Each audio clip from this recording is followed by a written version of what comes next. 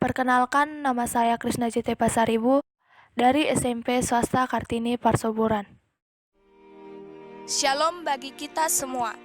Di sini saya akan menceritakan sebuah kisah dari 1 Raja-Raja 3 ayat 16 sampai 28. Hikmat Salomo pada waktu memberi keputusan. Pada waktu itu, masuklah 2 orang perempuan sundal menghadap raja, lalu mereka berdiri di depannya. Kata perempuan yang satu, "Ya tuanku, aku dan perempuan ini diam dalam satu rumah, dan aku melahirkan anak pada waktu dia ada di rumah itu.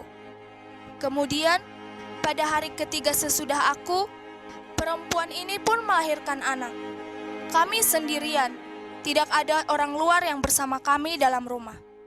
Hanya kami berdua saja dalam rumah itu.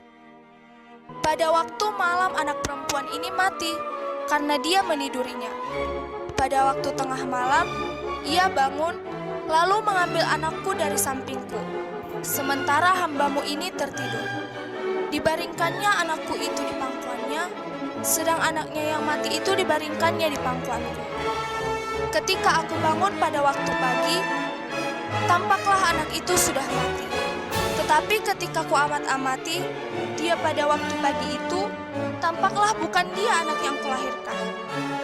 Kata perempuan yang lain itu, "Bukan, anakkulah yang hidup dan anakmulah yang mati." Tetapi perempuan yang pertama berkata pula, "Bukan, anakmulah yang mati dan anakkulah yang hidup." Begitulah mereka bertengkar di depan raja.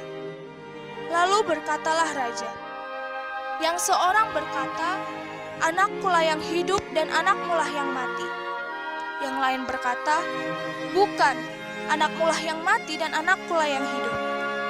Sesudah itu, raja berkata, "Ambilkan aku pedang." Lalu diambillah pedang itu dan dibawa ke depan raja.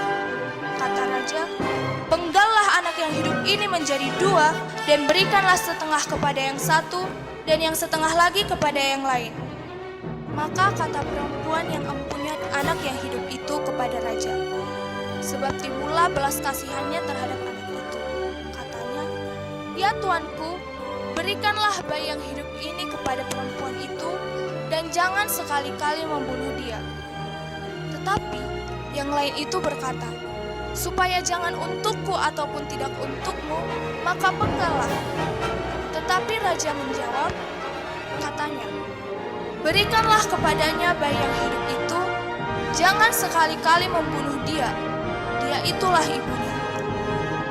Ketika seorang Israel mendengar keputusan hukum yang diberikan raja, maka takutlah mereka kepada raja, sebab mereka melihat bahwa hikmat daripada Allah ada dalam hatinya untuk melakukan keadilan kepada siapapun. Sekian dan terima kasih.